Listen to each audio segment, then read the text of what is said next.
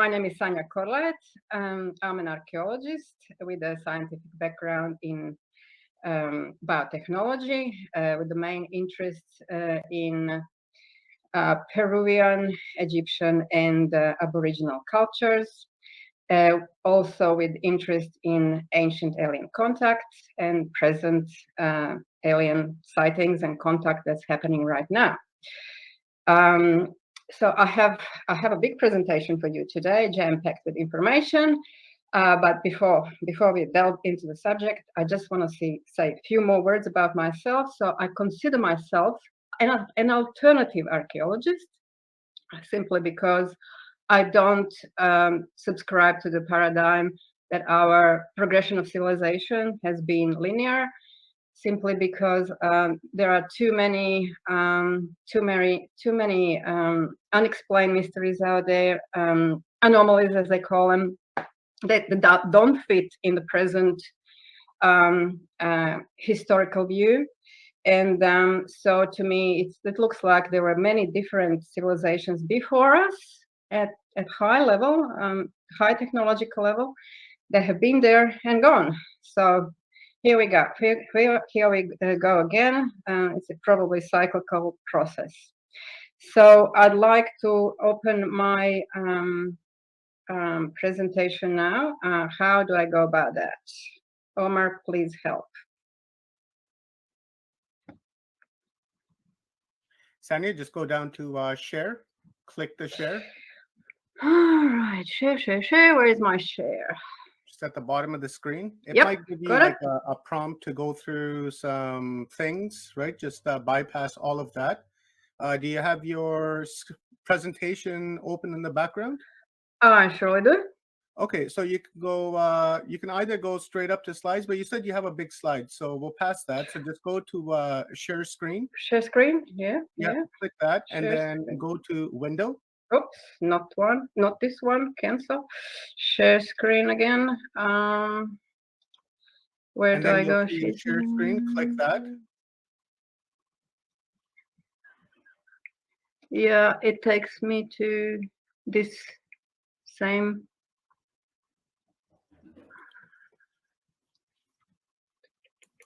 This doesn't work, does it? Let's try something else. Do you share slides? Try that? Yeah, go to slides. My computer.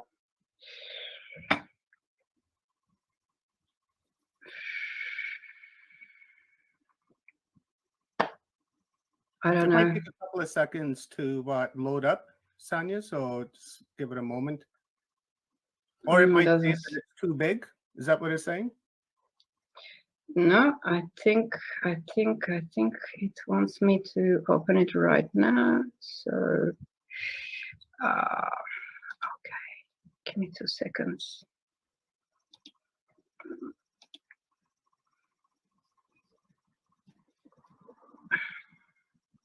I clicked open. Can you see anything? No, not yet. It usually takes a couple of seconds when you pick slides, right? It takes a few minutes for it to load up, and then once it does, it'll pop up here on my end. Have you shared it? I certainly have. Okay, we'll give it a couple of seconds. Maybe you want to give us a download while that's uploading? Download? Oh, I have a video that you also wanted me to play, so I can play that while we are waiting for the presentation to upload. Did you want me to do that? Yes, you can do that. Oh, I see it's uploading. Nazca Mummies. Okay, beautiful. It's going. It's taking time. All right. So, Sanya, okay, up to you. If you like to do that, yeah. Okay, sure. I'll toss it up here right now.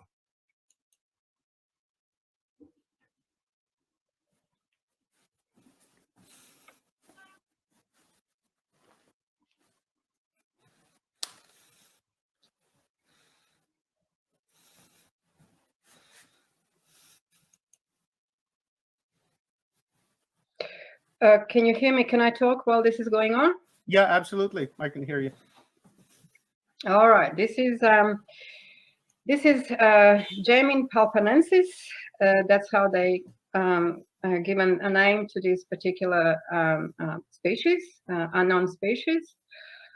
This particular mummy was found in Peru, as all the other ones have been, and somehow she finished up. I think she was sold to Russia, and she came back, obviously, to Peru. And so you've seen a short anonymous video of this particular being.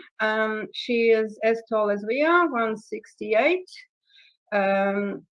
centimeters, 168 centimeters. She's a humanoid. She's got 2 legs, 2 arms, elongated head, as you can tell. She's got 3 fingers, 3 toes, 3 long toes. When you get to can you see the toes? They look like they're curved. They don't look like they've been used for walking on flats. They look like being curved as talons. They look more like they've been used like talons. So we really don't know anything about these beings when it comes to where they lived, where they come from, what did they eat, but when we get to the presentation, which it's now on, first slide is there. Let's see, how do I just click on this on my presentation slides? Oh, you have it. Wonderful. All righty. So my presentation is called the Case of Nazca Mummies, the Extraterrestrial Biological Remains and the Scientific Proof of Their Authenticity. So let's go with the first one. Can I move the, okay, I can. Here we go. The discovery location is at Nazca Desert. So at the beginning of 2016, the humanoid mummies, but not human, were discovered by grave robbers, just by chance, somewhere between the rivers of the Nazca Basin, between towns of Palpa. You can see that on the map, and I can't show it to you now. Is there a way I can show with my cursor where this location is on the map? No, unfortunately, it doesn't have that feature. All right. But I've asked no for worries. it. So anyway, on the left you can see Palpa, you can see Nazca in east, and you see Cahuachi, ancient pyramidal complex down south. So in between there, the location was somewhere there, and we still don't know the location because robbers, well, that's their job, right? They don't want to say, they don't want anyone to know the location, so they can keep taking stuff out of this grave. The picture on the right, you see the Nazca Plain. Yeah, I'm taking it from the tower, Maria Reike Tower, that's been built there some time ago. And when you are up in a higher spot, you can see the geoglyphs, you can see the lines. Yeah, you can. Otherwise, on the land, when you just walk there, it's nothing. It's dry. It's just desert. Rocks, and even if you get to the lines, which now in these days you can't, you're not allowed. They are very much protected by UNESCO. Even if you could get there, you would not be able to see the shape. Definitely not. All right, next one. So what was happening with me in 2017? Well, I was finalizing my study of archaeology and ancient history, and I was looking for a placement into bioarchaeology subjects somewhere on location, because if you're on location, you can dig and you can, handle the bones and you can learn better. So I first of all found it in Egypt, but unfortunately that trip was canceled. That was a bit of disappointment. But then I applied for the bioarchaeology in Peru.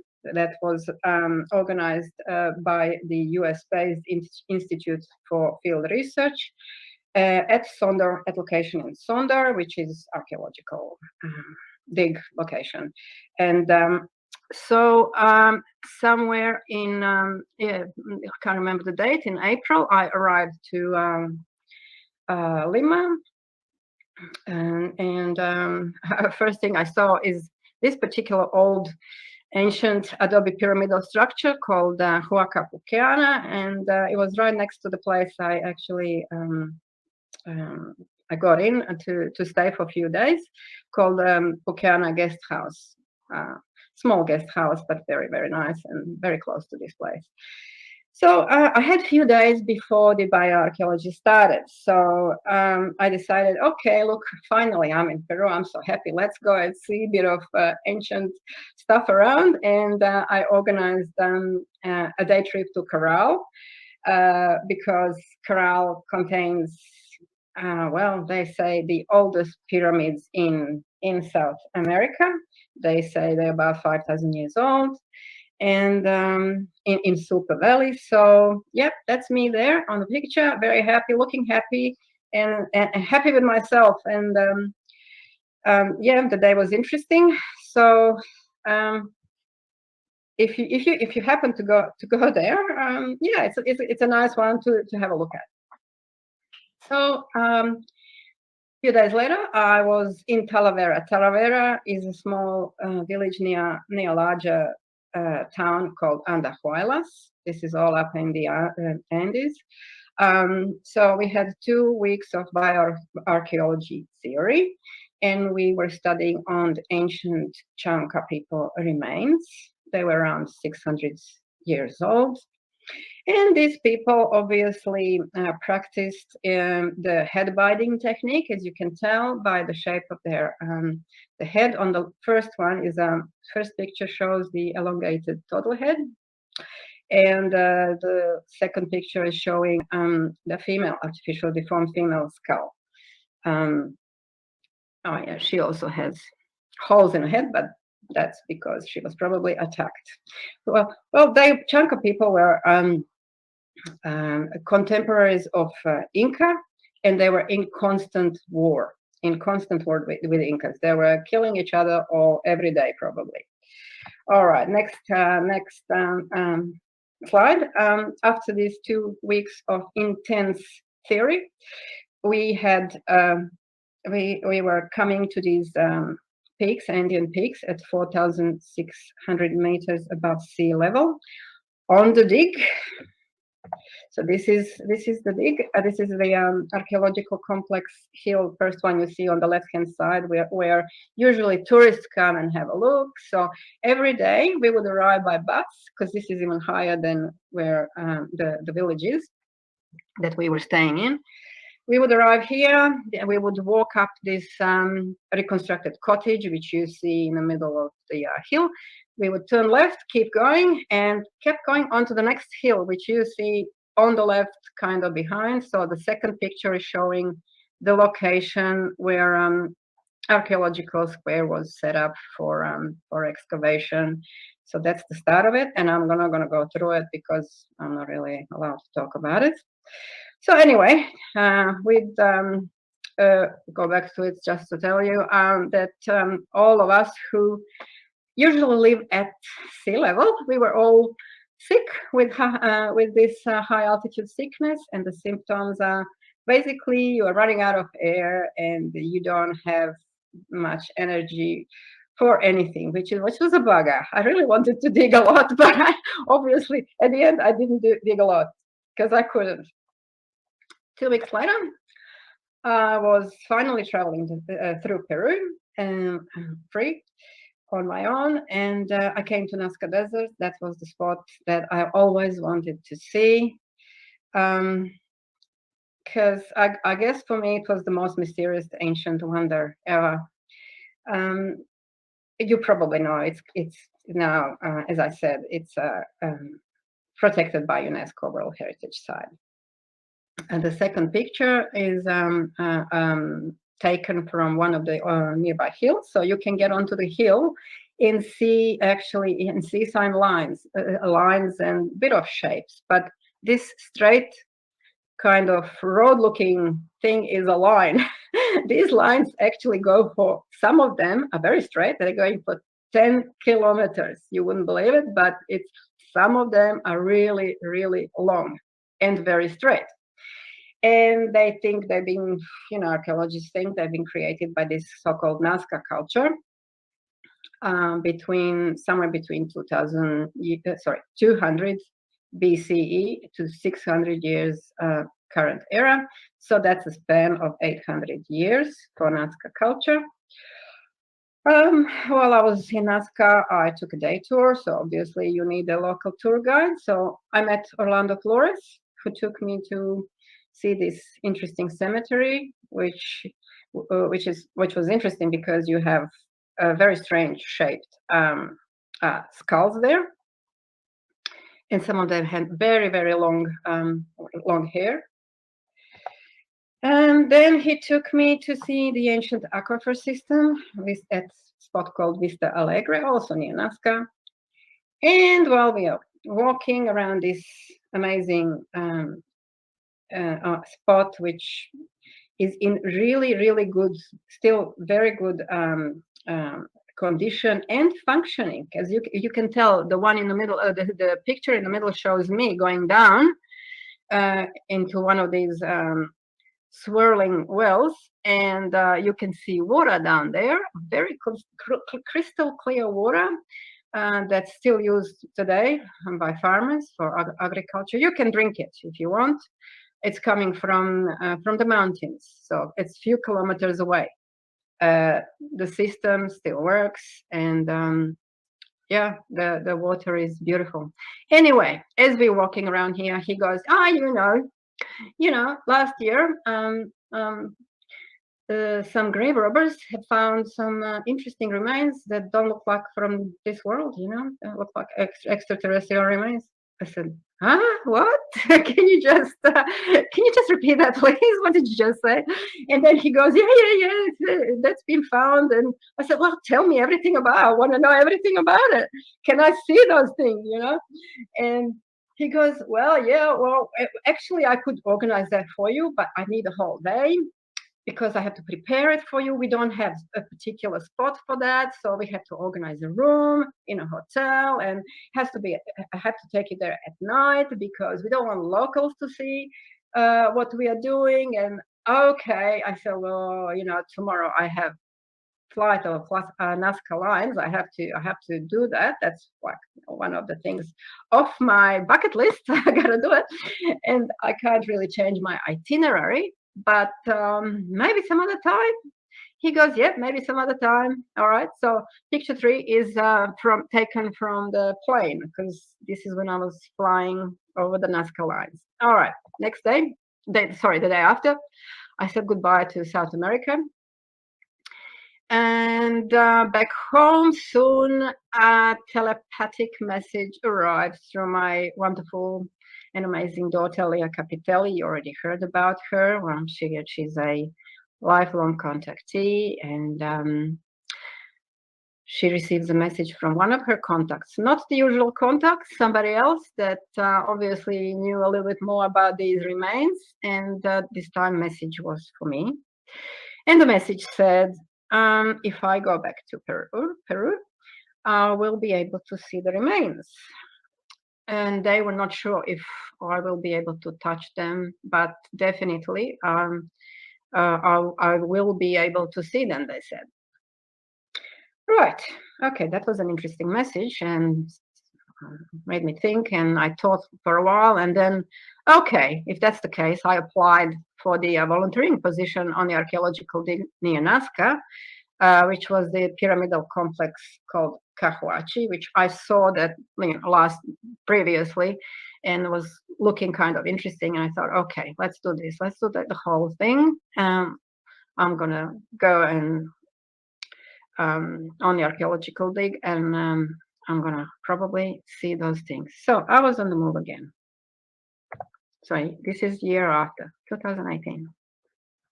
At the location of the archaeological dig, you over here you see the main pyramid, which is basically a hill topped by mud brick pyramidal, pyramidal structure. The walls. So they build these walls on top of the hills, and now the whole thing looks like a pyramid. So this is a whole complex. This is just one of the pyramids, but the whole complex is large, and there's about site is spanning about 1.5 kilometers of these sandy mounds covering unearthed pyramids. So there's a lot of work here that could be done. Unfortunately, some of the land there that holds these pyramids is now in private hands, which is a crime. It should never have been sold. Archaeological camp right next to the Kahuachi pyramids is obviously not a 5-star accommodation, not for everyone. This was my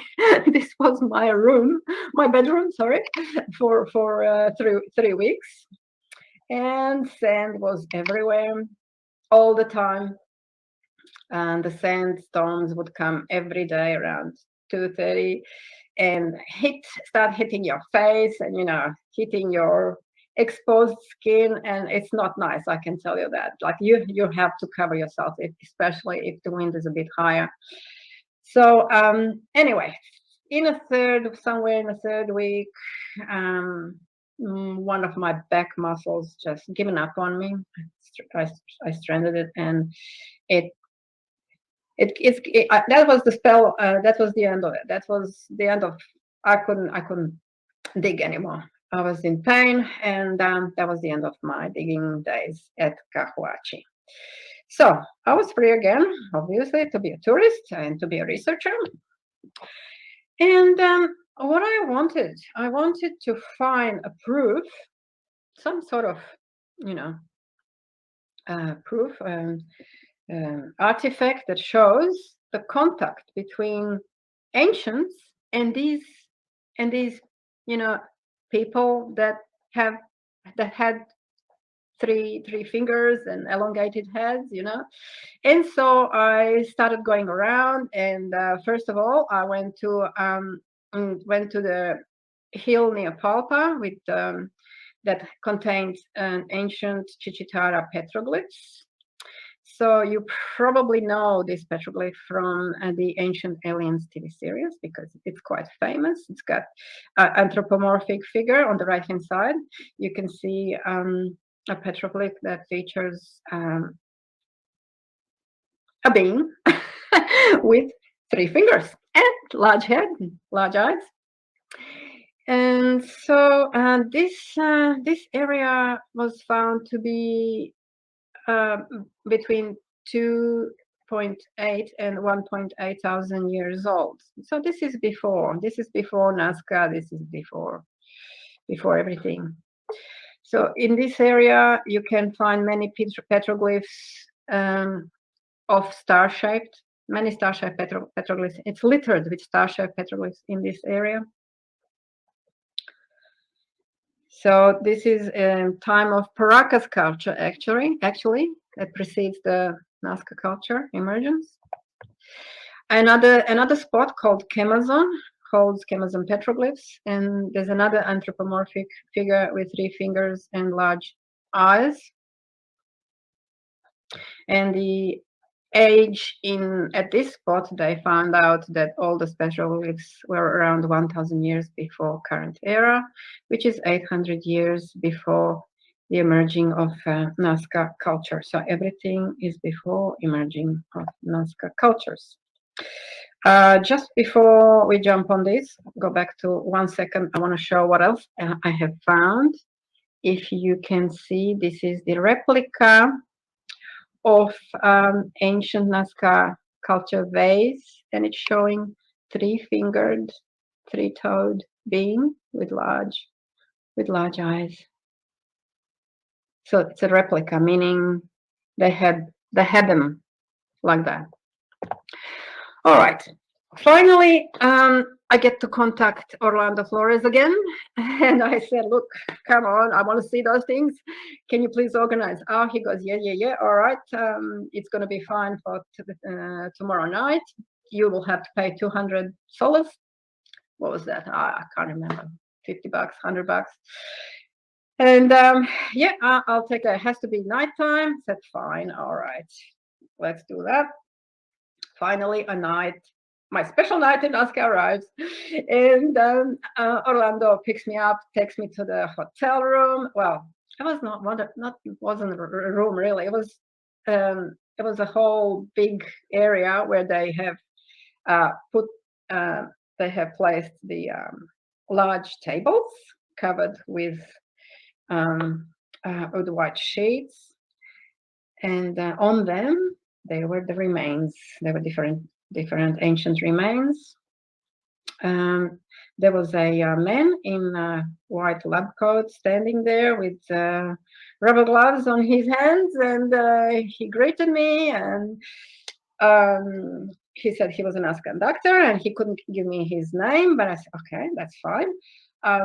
I asked for a pair of rubber gloves. He said, no, you can't touch anything. Oh, okay. I was a bit disappointed. I really wanted to have a look, a little bit of, when you're holding something, you can gauge if it's real or not. But all right, fine. I started checking the remains, but as soon as I got near them, I knew it was real. They were a real thing, because they had that smell of old tissue. Like if you know how the old fish smells, and something smells. It's not plastic. And yeah, I could even see the tendons coming out of some of the out of the longer hands. So when he went to the other room, I quickly decided I'm going to touch this tendon. I don't care what he's saying. I'm going to touch it just to see if it's how it feels, And so when I exerted pressure on it, it kind of bent. It bent. It felt, and it didn't break. It just bent a bit and went back to its previous position. So I definitely decided, oh my God, this is real. Oh, I'm so lucky I'm here. I'm so happy I'm here, And so I wanted to take pictures. He wouldn't allow me pictures either. So all right. What's the girl to do? Well, I had to draw all of this after I've seen the whole thing. So picture on the left is my first drawing. There was 4 small 60-centimeter beings, dried beings, humanoid reptiles, we call them now, with elongated heads.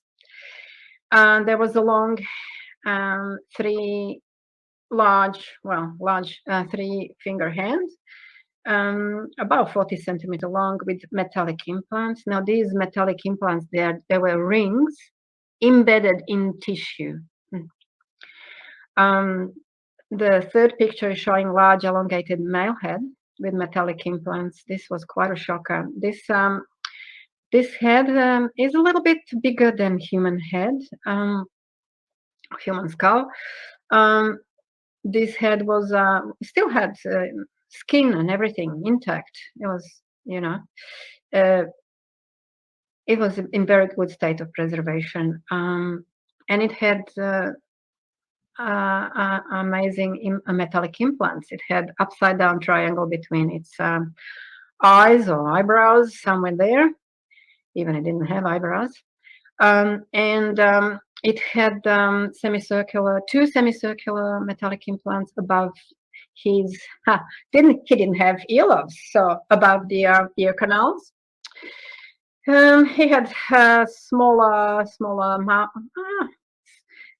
probably same size mouth as we do, but smaller nose, no hair whatsoever, and kind of had a gray looking, skin, and had elongated. The whole shape was a bit elongated. When I saw the whole thing, the doctor came and brought a small box. He opened the box and he took a small head, a small head, which you see something like that. This is what you see now in this picture, and put it on my hand. So it was a palm-size, very elongated head. And this was a bear skull. So that's why I'm saying it's not the same, because I was holding a bear skull of this creature, and you are seeing the picture of same creature, similar creature skull, but this picture you see that creature still contains skin. So anyway, I was quite confused with this skull because the skull did not have a jaw. It had a large round opening instead of the jaw, and when I turned it upside down, I could see a square opening, which was absolutely strange because we humans and all like the primates, we all have round foramen magnum, as you can tell.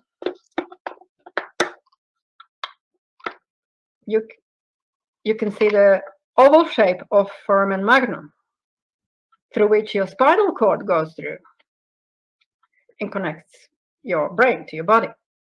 Well, this is not what they had. They had some square opening, which I could not understand, and I don't think anybody can understand at this stage.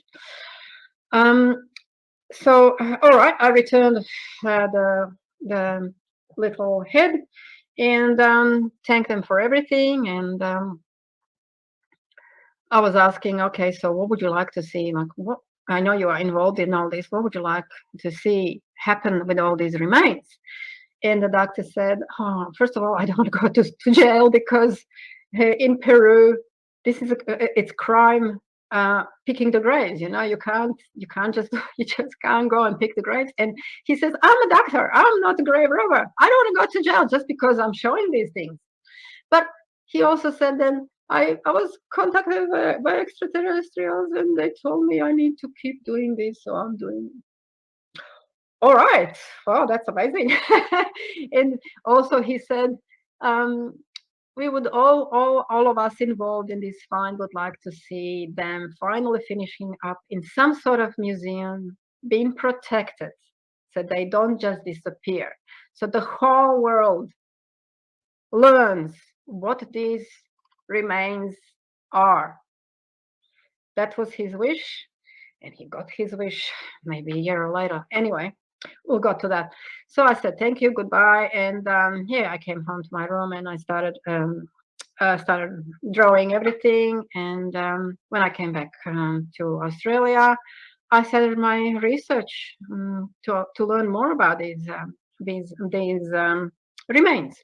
So on the right hand side, you see an X-ray of this head, of a small being head, 60 centimeter being head, and you see that there are few there are many unknown features. For example, as I said, they don't have jaw. They figure out there was a plate or two plates instead of the jaw. They were used instead of, as I said, used instead of the jaw to mash the food, I guess. So when the doctor told me, the nazca doctor did say, we think they were just able to drink. They had to be able just to have some liquid food because there was no jaw. But later on, they have found these round plates, so maybe they could consume a little bit more than just liquids. All right, so I'm going to jump just quickly to Paracas because I went to see elongated skulls of Paracas. There is a huge collection of elongated skulls there, and some of them are natural, some of them artificially deformed. They are all placed at the historical museum at Paracas, which is on the coast. And they have been found by archeologist Julio Tello, Peruvian archaeologist, back in 1928. And he has found more than 300 elongated skulls at particular cemetery around that area. We'll go next one. So there are naturally and artificially elongated skulls. The difference is in volume and obviously would be in the DNA. So on the left-hand side, you see the naturally elongated skull with 25% larger volume than normal human skull. And on the right-hand side, you see artificially elongated skull with no difference in volume. Obviously, the shape is not going to change the volume. Okay.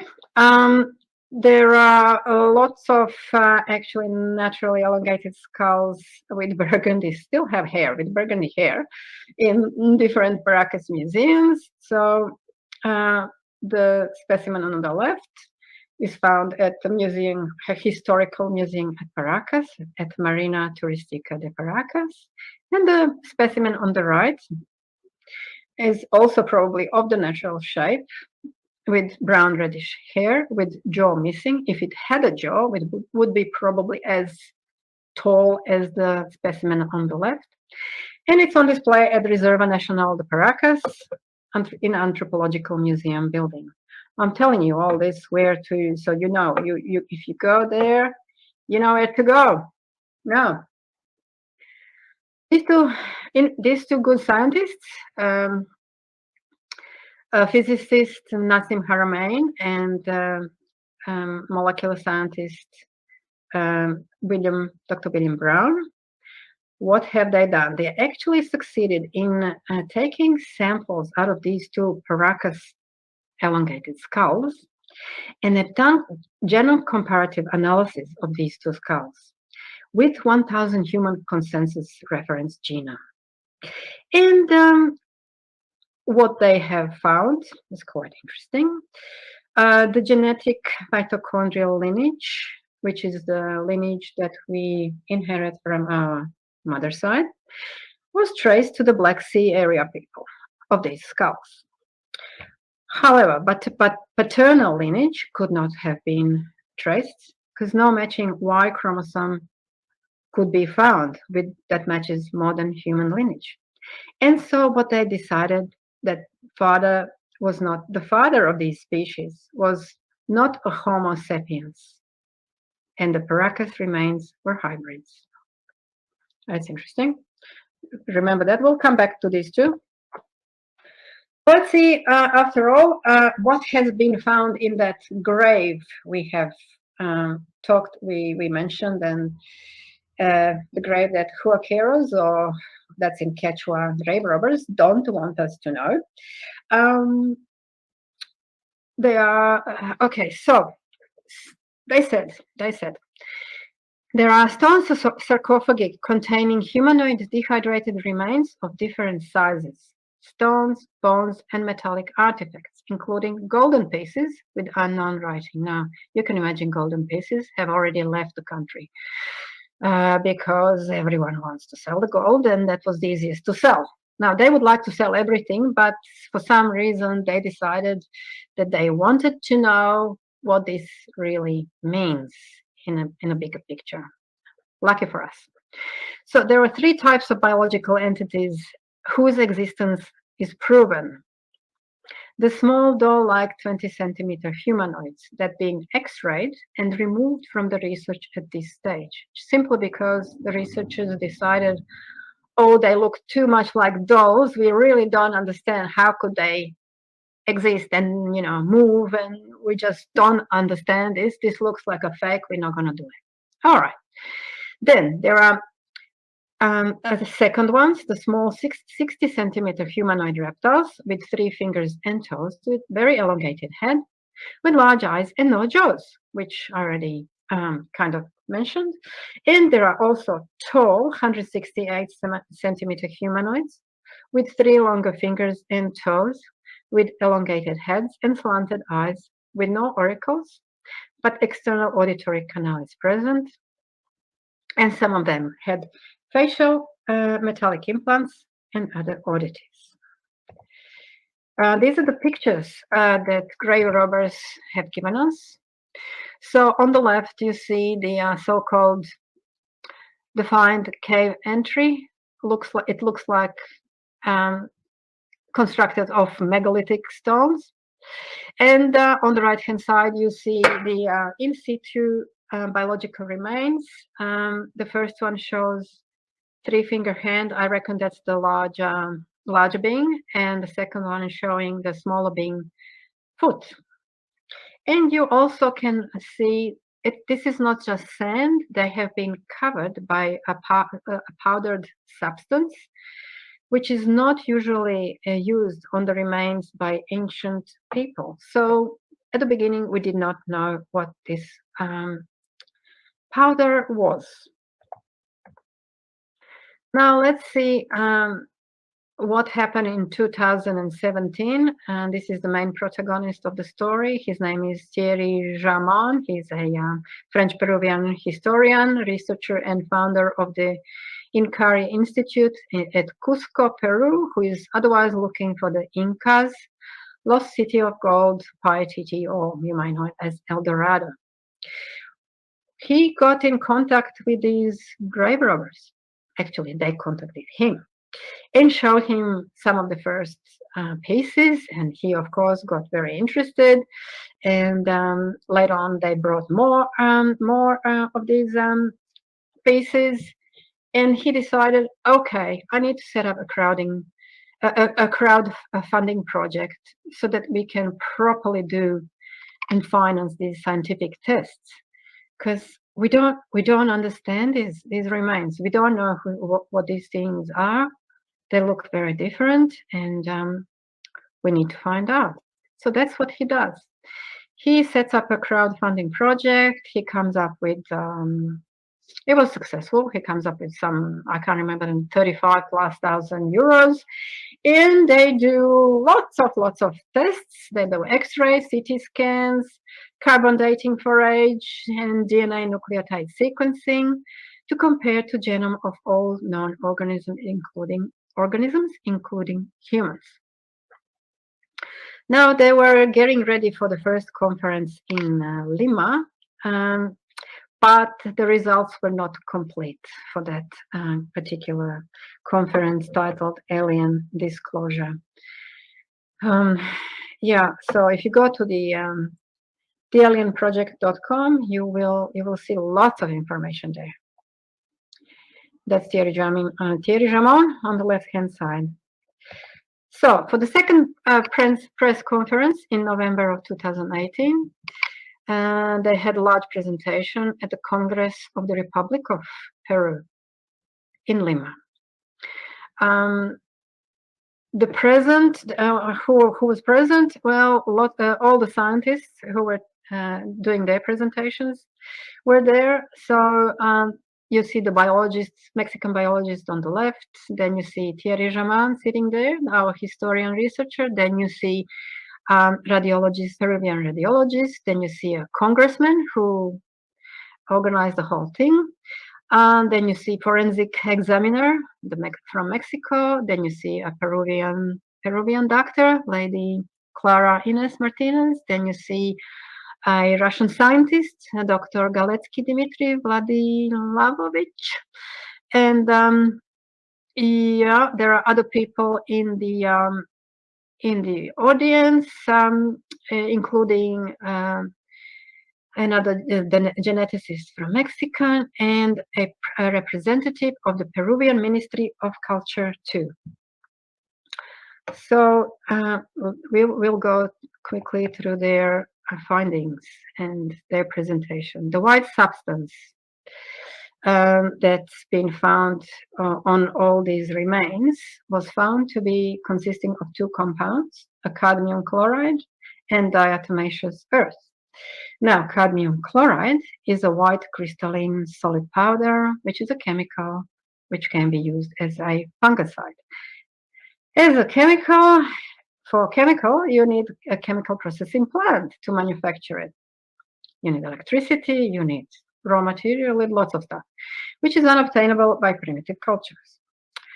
Diatomaceous earth is also a powder, and the picture on the right-hand side is actually a picture of the electron microscope of these things. And under electron microscope, you can see that these are the fossilized shells of microalgae. These are skeletons made of silica, and it can be used as a natural fungicide, insecticide, and desiccant. And the natural deposits of this thing is found around Nazca Desert. And maybe that's why they were covering these remains, to keep them in a good shape. Our sample, however, was processed technologically, crushed and ground. So it wasn't just picked up and put on. Let's go through the remains that have been properly researched. Let's start with these very long three-finger hands. So they're around 40 centimeter long, and both of them. There were two of them. Both of them had metallic implant. First one on the left had ring implants, two ring implants. The one on the right-hand side had a disc-shaped object implanted. So the age was found to be, by different laboratories, found to be anywhere. Let's start with the first one. Caribbean Trace Genetics and Archaeology came up with the age between 1080 plus minus 25 before present time and 7027 plus minus 40 years before present time for skin. So bone and skin were they found of a different age, which is a bit funny. Maybe the skin was covered with this material. Maybe it was contaminated. The laboratory in Mexico found it to be old between 1177 and 970 years old. And the beta analytics in US found it to be between 7,415 and 7,255 years old. When it comes to DNA, the DNA, different laboratories had very different results. It was anything between 0.36 to 100% in common with human DNA. And here you can see the need for repetition of these experiments, because you don't need me to tell you this is not a human hand, obviously not. So if they said, oh, it's 100%, result is 100% human DNA, that means some sort of something happened during handling this, and somebody obviously touched it who shouldn't. So that's why we have 100%. And this is just a picture of one of those hands where you see the tissue exposed when sample was removed to be tested for carbon dating and DNA testing. So you see the two layers, a spongy central layer and cortical thick bone layer, which is quite similar to what we have. These are direct x-rays of three-finger hands with metallic implants. So the one on the left, you see, even had some broken bones, but you see the two metallic implants. And you also see 6 phalanges. And we humans, we have 3. And the one on the right-hand side shows that disc metallic object, an alloy made of gold, silver, and copper known as tumbaga. So that alloy was used at the time of Nazca culture. However, the alloy on the left, the rings on the left-hand side, where you see on the picture on the left-hand side, were made of stainless steel alloy, which was not available before early 1800s. And patent was only filed in 1861. All right, next set of dry biological remains. These are the 60 centimeter we call them humanoid reptiles, and we give them names. Josefina is on the first picture. Alberto is on the second picture, and they are quite similar specimens, but they are not the same. Josefina was found to have still inside of her 3 large eggs and 1 very small forming. She also had a copper implant that functioned instead of her broken large clavicle. Now, we figured out they had 1 clavicle instead of 2. So we have 2, they had 1, more like birds, furculine birds. Alberto has, he had a type of a hip replacement implant, also made of silver and copper alloy. Due to a degenerative bone disease they figure out he had, and this disease shortened his leg, which means this implant was there to help him walk. Again, you can see two of them, Josefina and Alberto, on the left-hand side, and you see Victoria, similar being, of the same sort, but no head, unfortunately. And she was found to be between 730 and 655 calibrated before present time years. And that was by Mexican laboratory, and also to be between 954 and 815 calibrated before present time years by Brazilian laboratory. When it comes to DNA, Victoria was found to have between 5 and 6% in common with Homo sapiens, and a large percentage was completely unknown. But I need to tell you something before you start thinking about this 5 to 6%. We humans share 98.9% of genome with chimpanzees, 95% with gorillas, 60% with fruit flies, and I think similar amount with grain of rice. But so when somebody is sharing 56% of genes with us, that means they're very, very far away from our genome, and they have really nothing to do with us. These are their X-rays of Alberto and Josefina. The Alberto is on the left-hand side. You probably see his right leg shortened, and there is, I'm not sure if you can see, metallic implant in his hip. You also see Josefina's thoracic area with her 3 eggs still inside of her.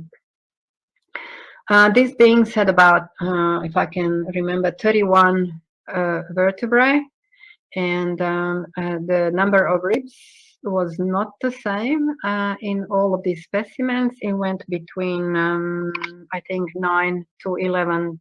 Alberto had 11. I think Josefina had 9 ribs, and they were round ribs. So mostly round. 2 last ones were just kind of floating ribs. Now these are the CT scans of the 2 specimens. And you now see there's one bow forming the forearm and one bow forming the lower leg in these beings. This is very different to what we have, and this is what makes them different from all other ancestors, all other beings, humanoid beings on this planet. Because all other beings, including us, we have two bones. We have ulna and radius, if I can remember, in the forearm, and also two bones in the lower leg. So because of this, the researchers decided these beings are evolutionary removed from the ancestor line, and they're different from all other species. These are the enhanced CT scans of Josefina's eggs, analyzed images by the Russian specialist team. Thanks God for good Russian scientists. First picture just shows the shape of her eggs, which are more reptilian, and the second shows what's inside of these one of these eggs, which shows an embryonic formation similar to an 8-week-old human embryo. This is done by Dr. Dmitry Galetsky, PhD medical scientist of First St. Petersburg Medical University in Russia. And you can find it in a book I'll mention later by Dr. Korotkov. Dry toe biological specimen, Maria, with 3 with 3 fingers. She is a 3-finger humanoid named after Jamon, Thierry Jamon. So I call it Jamin Palpanensis. So that's like according to his name, Jamin. And Palpanensis means is a part of a name that we give to the new species according to the location where they have been found. So she was found near Palpa. That's why Palpanensis. Her cranial capacity was found to be 90% larger than average human. So it was 1,650 cubic centimeters, while average human has 1,400 cubic centimeters. And the shape of a head was similar to Homo habilis, I think, the oldest intelligent human being, which was extinct in 1.6 million years ago. All sutures of her skulls were present and closed. The DNA results show that she has between 23 and 33% of DNA in common with us, with Homo sapiens. And researchers concluded that Maria does not belong to any species identified on Earth. There she is again, and her age was found very similar, in a similar brackets by 2 laboratories. One is Beta Analytics in US, the other one is Mexican IFUNAM, and they both came with a very similar results. Her age being around 1,705 to 1,540, 60 years of age. So this puts her in the time of Nazca culture, meaning she was living at the time of Nazca culture, probably along the ancient Nazca people. These are the 3 X-rays of Maria, Jamin Palpanensis. You see her feet on the left-hand side with 3 long toes, which, as I said, they don't look like they've been made for walking on flat. They probably look like they were there more for gripping. The middle picture shows the thoracic cavity. She was found to have the same number of vertebrae as us, the same number of ribs as us. Everything was there apart from coccyx that was lost. Maybe an animal bite was there as well. Maybe she was bitten, so that part is lost. And so she also didn't have genitals. The picture on the X-ray, the third X-ray, shows the facial bones of her skull, and you see the large mandible, the large jaw, with a few teeth still remaining in place. And when these teeth were checked and analyzed, the researchers decided she was probably about 40 years old when she died. The resting position was in fetal position, like other Nazca culture mummies. Maybe that's what it was. Maybe she hugged herself as she was dying. So we won't know if she was put in that position and then put to rest, or she just, died like that. You see her on the left-hand side. The right-hand side shows the dry corpse of a female that belongs to an ancient Nazca culture, which was around 2,000 years ago. The location of the cave of this find is still undisclosed. There were some attempts by the grave robbers to take Thierry Jamon and his crew to a couple of spots, and there he is crawling into one of these caves, but later on he's been told, oh, no, that's not the real one. This is a CT scan of Maria from from above, the superior, of course, superior position, and then underneath you see the sagittal plane view cut in two.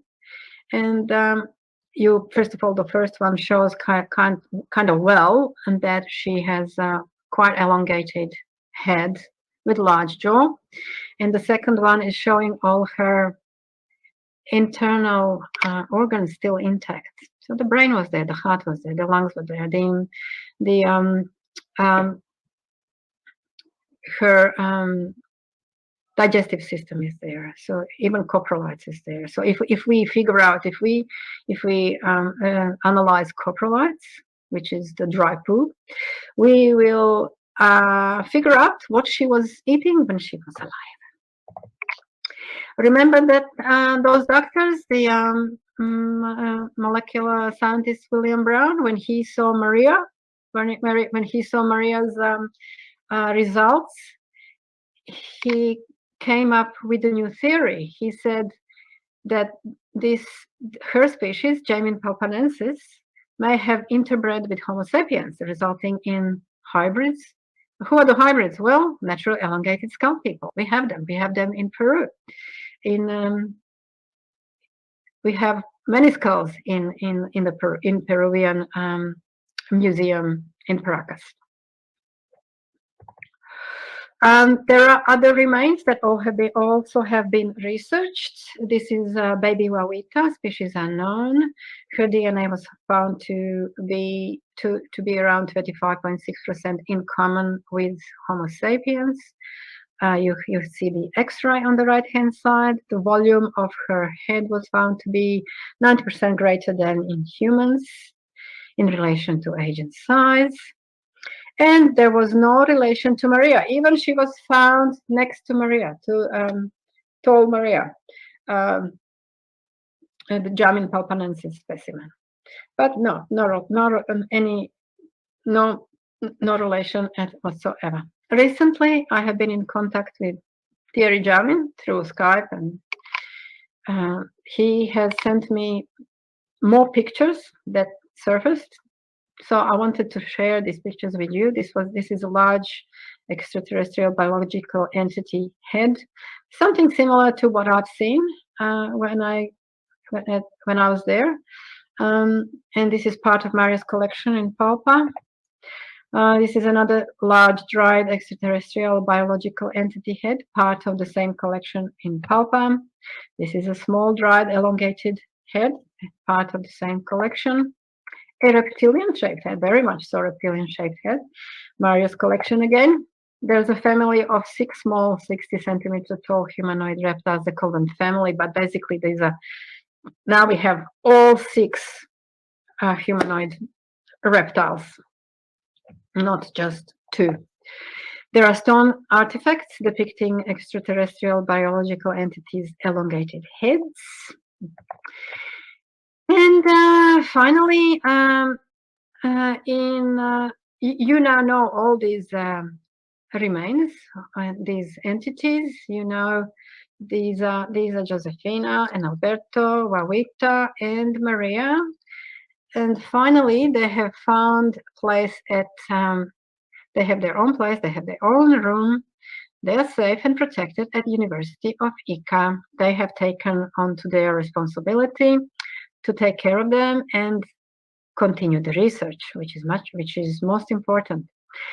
In November 2019, they have done press conference from there, and for the first time, these ancient bioremains have been shown to the public. When it comes to metallic implants, I think I already mentioned a little bit about them. Josefina's large implant was found to be 80% copper, which was consistent with a pre-Columbian period metallic object.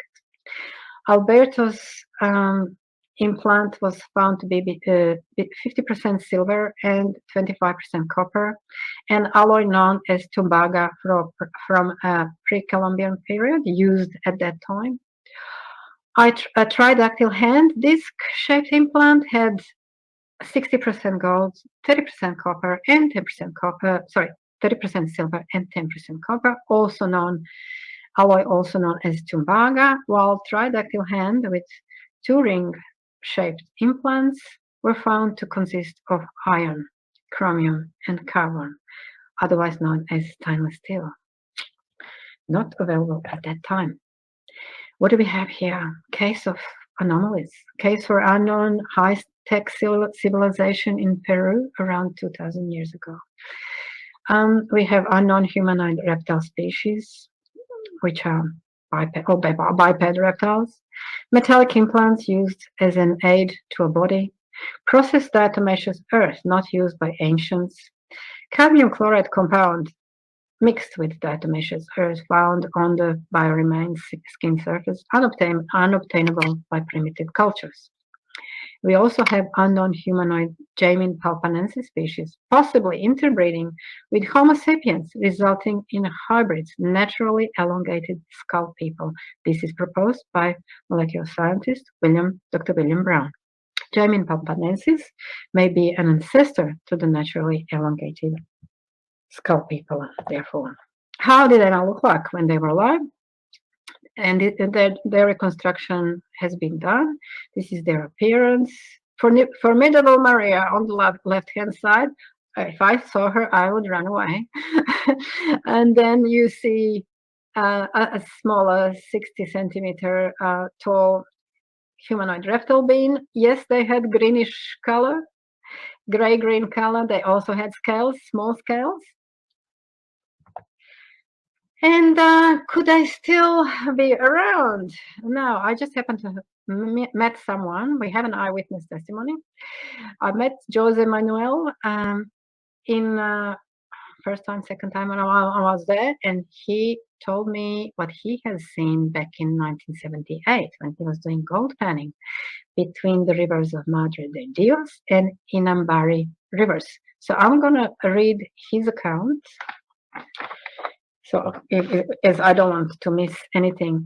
On the left-hand side, you see his drawing of the beam he has seen, and a larger picture shows what I imagined he has seen.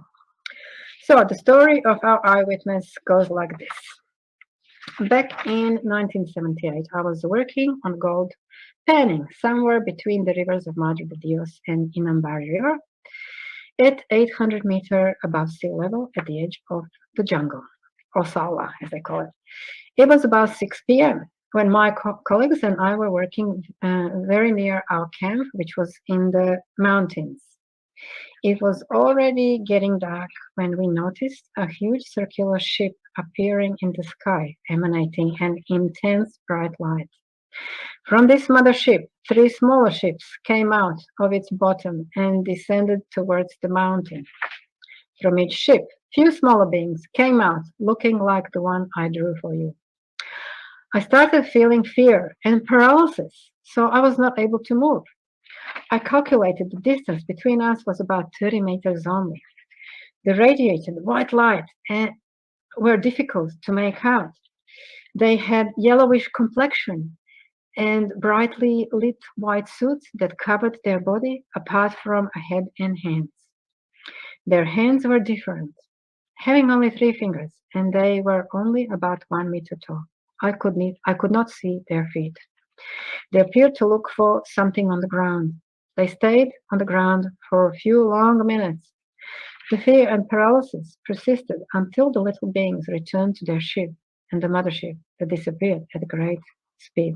At that point, our brave bunch were able to move again and run for their lives. Now, recently, I have talked to Thierry Jamon. He was very chatty, happy to talk, and unfortunately, I don't speak French very well. He doesn't speak English too good, and we had to do kind of paper interview. So thanks God for Google Translate. So I had to do that. So I sent questions to him and he replied to me. So I'm going to read again. So I said, please introduce yourself briefly. So he says, I'm a French researcher established in Peru for 20 years. At present at Inkari Institute, Cusco, I devote my research to study the permanent presence of the Incas in the Amazon rainforest and the location of the main center of the population, a lost city that the conquistadors have been looking for since the beginning of 16th century, known under the name of Paititi. Second question, have the officials of the Peruvian Ministry of Culture showed an interest in these mummies yet? He goes, despite the evidence demonstrating the authenticity of the famous mummies of Nazca, the Peruvian Ministry of Culture refuses to recognize these dried bodies, unique in the world. Question 3. If international archaeologists or scientists wanted to do research on these mummies, how would they go about it? Who do they need to contact? He goes, the official study of the non-human mummies of Nazca is now in the hands of officials at the National University of San Luis Gonzaga de Ica. Since September 2019, it is this university that carries out the new studies and analysis of these remains. For any specific team wishing to join the work of UNICA, or this university, I advise them to contact directly Dr. Roger Zuniga, president of the commission responsible for the study of mummies. Question 4. What is the next step in the research? What would you like to see happen next? This is what he said. For the moment, it is therefore the University of Ica, which is currently studying non-human mummies. They have Maria, Wawita, Albert, Victoria, and Luisa. That's the fifth one that arrived. Luisa is the one you have seen right at the beginning of my presentation on the video. We are now awaiting the official presentation of the results of these new analyses. As far as I know, these analyses are very interesting and the results incredible. I hope that UNICA will be able to formalize in turn the results of these new analyses during this year or 2021. It all depends on the situation with the COVID-19. Yes, it all does. And final question, how important is this discovery to you and to the world, and why is it not on TV news, on all the stations all over the world? This is what he said. If these mummies are authentic, this discovery made by famous Mario, the grave robber, is historic. It is likely to totally change the history of man. It proves that ancient civilizations were in contact and may still be in contact with civilization that came from the stars. It is a fundamental discovery with incalculable implications on the cultural, religious, philosophical, and other plans. It's a real paradigm shift. I think humanity needs to be given time to understand the significance of such a discovery. The truth always triumphs at the end. Personally, I have faith in the future. This discovery is a great hope for humanity. It is a proof that we are not alone, indeed. So I'll try to read the significance of this find. We are close to the end. There are few sentences that researchers involved have said about this find. Maria lived at the time of ancient Nazca culture and may have influenced the development of Nazca lines, which is still a mystery. An extraordinary discovery, the most important investigation in my life, said Jaime Mosen, the TV investigative journalist.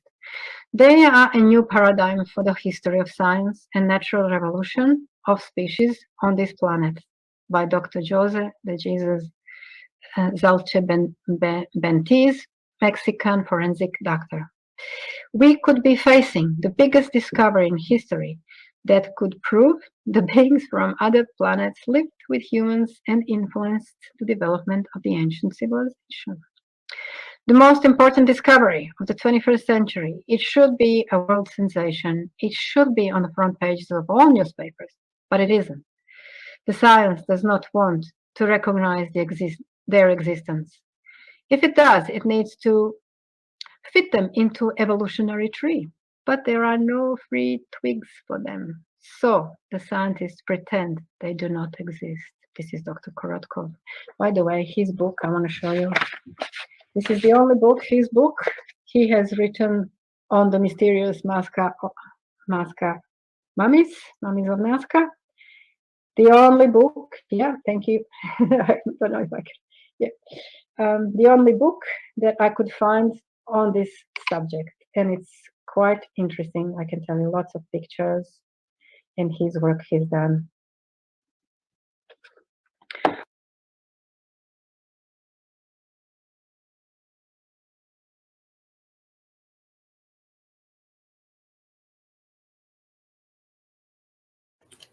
Oh, where did Sanya go?